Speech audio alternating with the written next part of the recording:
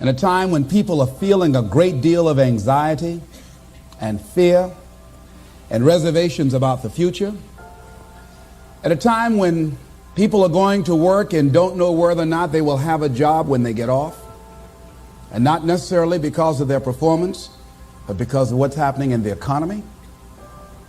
At a time when there are challenges, more so than ever before, in personal relationships. When we look at what's happening on the crime level and what's happening with our youth, that many times I'm sure that we've all taken time just to stop and reflect. Many times when we hear what's happening in the news or read the newspapers, where's all of this leading to? What's going on here? And so I think that now more than ever, we must begin to look at what are the things that we can do that would put us on some firm footing in life, that will enable us to do some things and use some powers that we have, that many of us go through life never ever discovering that we have those things going for us. And part of that, I believe, is knowing what it is your life worth. What is it that gives your life a sense of meaning and purpose?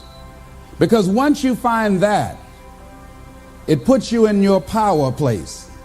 See, if you know what your life work is, I encourage you to start working on it. If you can't do it all at one time, do just a little bit of it. And if you don't know what it is that you showed up to do, if you don't know why you're here, I encourage you to find out what your purpose is here. What is the meaning of your life? What will be different? Have you ever asked yourself that question? I've done that. I remember coming from a friend of mine's funeral, and I was reflecting on how much time I had left. And I went for a walk in a park thinking about this guy whose life was so promising. And I mean, he wasn't an old guy. He was quite young, in fact. And I thought about all of the things that he said he was going to do, and he never got a chance to do those things. And I started thinking about my own life and how much time I had left to do the things that I would like to do. And at that time, I wasn't sure what my life purpose was, what my life's work was. I wasn't sure about it at that time. And I thought about it quite a lot. I had some idea, but I wasn't convinced, and I don't think I felt worthy. I didn't believe that it could be me to do this kind of work that I'm doing right now. And I say to you that if you begin to take a conscious effort to find out what it is that you're supposed to do, I say that it can literally save your life. I said that it can literally save your life. I was telling a group of people of a study that was conducted. Dr. Larry Darcy, who wrote a book called Recovering the Soul, he said, human beings are the only living species that has achieved the dubious distinction of dying or having a stroke or a heart attack on a certain day. If you ask most people, what would you say the primary cause of why people will have a heart attack or stroke? Many people will say, well, because they smoke cigarettes, or because of high cholesterol, or because of stress, or because of obesity. And all of those things are contributing factors. But ladies and gentlemen, more heart attacks take place in this country on Monday morning between 8 and 9 a.m. That's when the majority of people who have their first heart attacks have them. 85% of the American public, according to recent studies, are going to jobs that they hate, working on jobs that do not challenge them. They get sick thinking about going. Migraine headaches after the Sunday afternoon football game or 60 minutes, the anxiety began to build. And come Monday morning, they drop dead of a broken heart. Some of you ought to think about not going to work on Monday.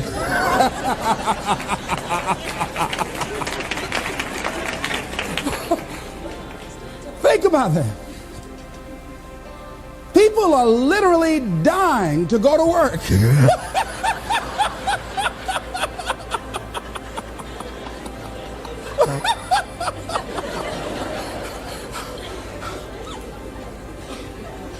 Because, see, when you go to a job and you already know how far you can go, you can already see that proverbial glass ceiling. It's like going to a movie when you've gone in the middle of the movie and you've seen the end and you sit there to start all over again, but something is missing. You know what the outcome is going to be. You can't get excited about going through that movie all over again. Am I correct? See, when you're going someplace and you already know how much you're going to make, you already know how far you can go, you're in a dead-end position. It erodes your self-esteem. It lowers your sense of yourself. It creates an inner turmoil. It creates an emptiness in you. So I say that your life is worth finding what it is that you're supposed to do. And I'm not saying quit your job. I'm saying find it and do just a little bit of it. When I wanted to become involved in speaking, I started just learning quotes, listening to other people's tapes, going to seminars, going to workshops, asking other people to help me. Just start working at it just a little bit, but do find out what your work is and hold on to it and don't let your dream go. Don't let it go. See, and here's something else I want you to begin to look at. Why is it that most people don't pursue their dreams or don't do better than what they're doing if they're capable of doing it? I think that many of us don't go the next step because we don't know what to do yet. And I say that the reason that we don't even explore the possibility of what to do is because subconsciously we don't believe that it can happen for us and we don't believe that we deserve it. So here's what I'm suggesting. How much time do you spend working on you? How much time do you spend every day working on your dream? In the last 90 days, how many books have you read? In the last year, what new skill or knowledge have you acquired? What kind of investment have you made in you? So I'm saying that as you begin to look at where you want to go, if you want to make it today, and things are changing so fast you have to literally run to stand still, I'm saying that you've got to make some conscious effort to begin to work to develop you. Here's something else. Most people are not living their dreams because of fear, ladies and gentlemen. I was in Columbus, Ohio yesterday speaking for a particular Ohio department. A young lady named Karen who greeted me, who organized the event. Very talented, very skillful. And she was talking about she wanted to become involved in the consulting business. I said, why aren't you doing it? I said, you have the abilities. I said, you're not here because they like you. You're here because you're doing the job. You're making things happen. And she came up with all kind of ideas, but finally she said, I guess I can't see myself doing it. I guess I'm afraid. Fear, limited vision, and lack of self-esteem is what keep most people doing things they don't want to do. I flew from Columbus, Ohio to Denver, Colorado to a major communications company. And the person that picked me up at the airport told me about the fact that the company was planning on having a major downsizing. And they offered some of the employees there an early retirement, and some of them will earn as much as $300,000. And they said, this is the last time that you can take this offer. If you don't do it, when we have the downsizing, you might be among those who will lose their jobs, and all you will get is your severance pay. And only 50% of the people who were eligible to take the $300,000 took it. The others were afraid to take a chance on themselves. The others couldn't see themselves beyond that company. They couldn't see life after that company. The same reason that people stay in relationships where they're abused or they're unhappy or it's unfulfilling. They can't see themselves beyond that relationship. They can't see themselves enjoying life without that person. They think that this is all that they can do. The same reason that people get stuck at a certain level in life. They can't see things being better for them. And they think that this is it and this is all they deserve. This is all they've ever seen. It's been passed on to them. And they think that this is it for them. Oh, no. I was looking what Dr. Blanton, Smiley Blanton, who is a colleague of Dr. Norman Vincent Peale, what he said about fear. He said, fear is the most subtle and destructive of all human diseases. Ladies and gentlemen, fear kills dreams. Fear kills hope. Fear put people in the hospital. Fear can age you. Fear, ladies and gentlemen, can hold you back from doing something that you know within yourself that you're capable of doing, but it will paralyze you. And it seemed like you're in a hypnotic spell. And I ask you a question, what is the benefit? What's the benefit of allowing fear to hold you back? What's the benefit of giving up on yourself, of not stepping out on life and taking life on? What is the benefit for you? What's the plus in that? It's one of the things I had to ask myself. So I didn't want to make any mistakes. I wanted everybody to like me. I wanted to be perfect the first time I did something. It's not going to happen. You're going to make some mistakes. You're going to hurt some folks' feelings. You're going to create some enemies whenever you decide that you want to begin to take life on. You've got to ask yourself, how long am I going to allow this to hold me back? I like what Zig Ziglar says. He said, fear is false evidence appearing real. That is an illusion that we create in our mind. It is a state of mind that can be changed. So let's look at how we can begin to take some steps to restructure that fear, to begin to expand our visions of ourselves, to begin to increase our self-esteem. Webster said that self-esteem means confidence and satisfaction in oneself. Look at your life right now. Whatever you've done up to this point in time, your life is working. Whatever you have produced, it came out of you as a result of the kind of person that you have become. It's a result of your choices. It's a result of your consciousness. Now you have to ask yourself, are you satisfied with what you have produced? Is this what you want? Would you like for things to be better than this? Do you believe that you deserve better than this? Or are you content? This is it. You don't have to do anything else. That you already resign yourself in life and say, well, I'm happy. I'm not starving like the people in Calcutta. Are you allowing yourself to get off the hook like that? Or do you believe somewhere in the back of your mind or in your heart that there's some other great work for you to do? There's something else that life has for you. And that's why you're here. How do we handle this fear factor? How do we increase our self-esteem? You have to begin to fortify yourself. How do we do that? I believe that you have to begin to consciously monitor your inner conversation and start talking to yourself. Start building yourself up. Sometimes the only good things you will hear about you are the things that you say to you.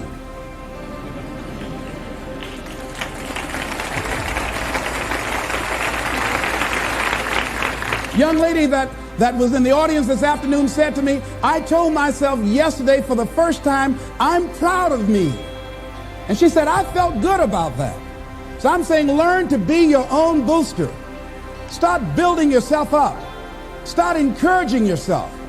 Start saying, I can do this. I can make this happen.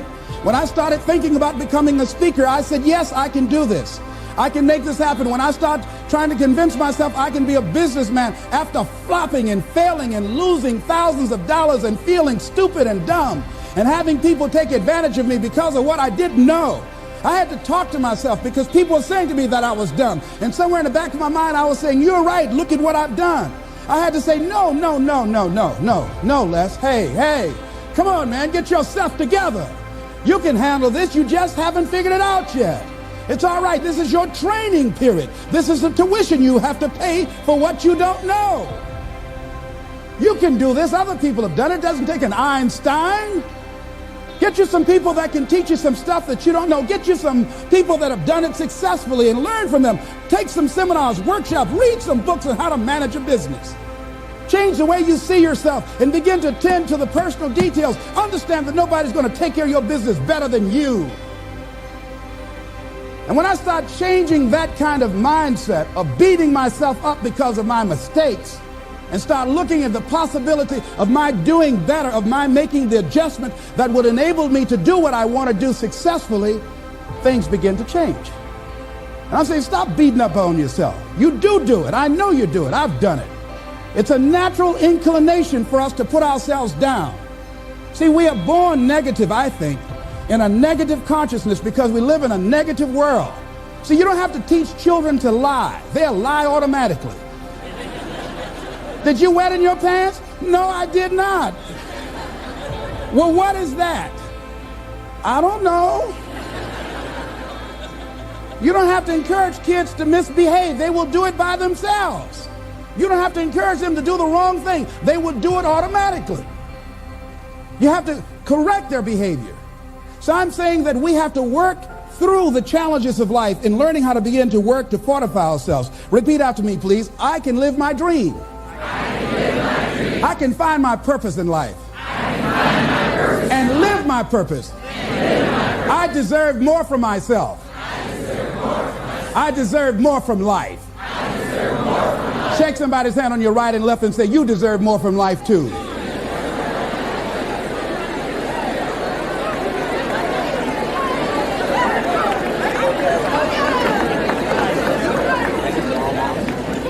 Here's some other things, ladies and gentlemen. Begin to guard your mind against negative programming, like turn off the television. Don't watch the news. Don't watch it.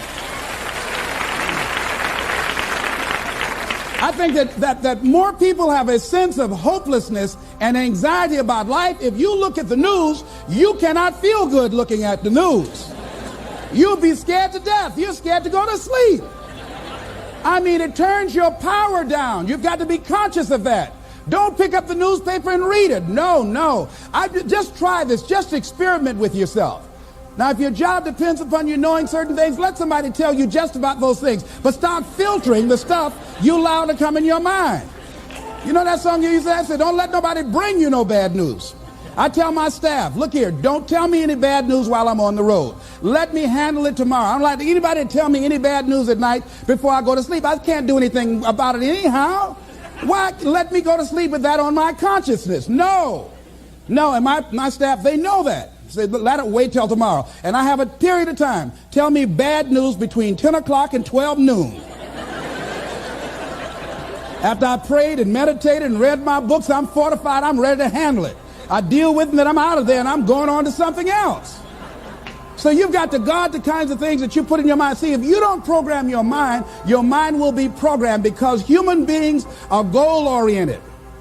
That's why we die of broken hearts early. That's why we're running through life to early graves. We're going through life, ladies and gentlemen, and I think that Henry David Thoreau said that most men live in quiet desperation. Most of us go through life running scared. Larry DeAngie, who I think is going to be one of the greatest motivational speakers around today, told me a true story of a friend of his, that every day when he came home from school, when he would get to a certain block in his neighborhood, there was a neighborhood dog that would chase him. And that dog would start after him barking. Boy, he would run, just running from that dog every day. Finally, he just got tired of that dog chasing him every day. He said, this dog come around here today, I'm going to take a brick or something and bust him in the head. So he was walking home that day, minding his own business. Sure enough, same area, there was that dog there. And the dog started barking, he started running, he saw a brick, and he stopped and picked up the brick and turned around, and the dog got close to him. He realized the dog didn't have any teeth.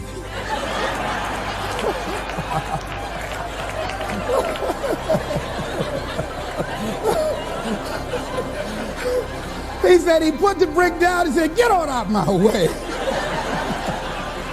And ladies and gentlemen, all our lives, many of us go through life running from things that ain't got no teeth to do us any harm.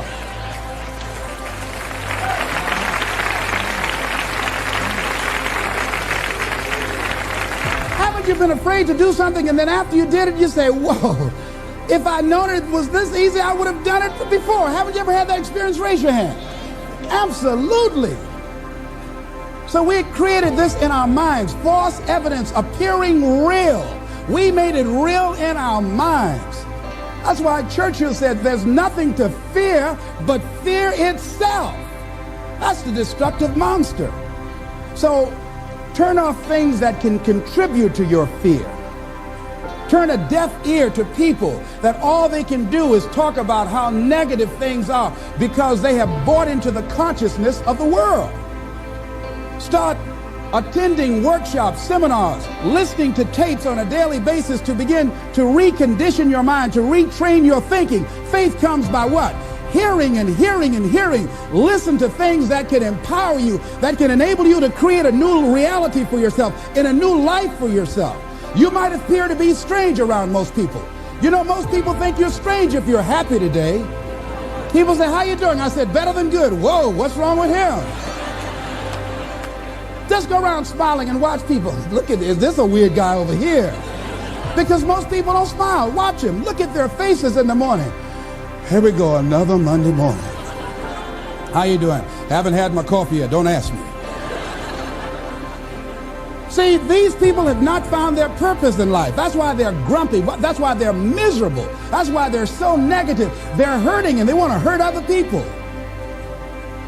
So start practicing using programs for your mind. Seminars, books, workshops. Keep a journal. Record your thoughts, what's happening with you. Every day when you get up, have a journal near you. I use a Jack Boland journal so that I can write down my ideas. I keep it by my bed so I can write down my thoughts. See, ladies and gentlemen, we get 3 to 4 thoughts a year that if we would act on those thoughts, they could change our life. Don't say, well, I'll remember that. No, write that thought down. I got a thought today I wrote down. A friend of mine is in the hospital. His morale is low. They're talking about amputating his foot. He's got to feel very bad. So I said, you know, I'm not only am I going to see him, but I can't be there with him all the time. I said, I'm going to create a tape for him that he can listen to that will heighten his level of morale.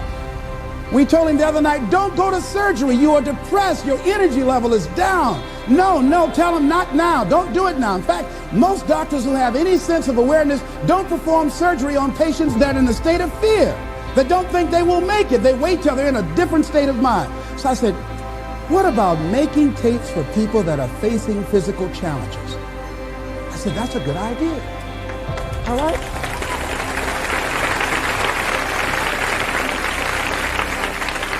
See, there are ideas that can come to you out of things that appear to be negative. I have a friend out of Chicago, just met him. He was 23 years old. And this guy, he went financially bankrupt 2 years ago, ruined his credit. Guess what he decided to do? He found a blessing in it. He wanted to restore his credit.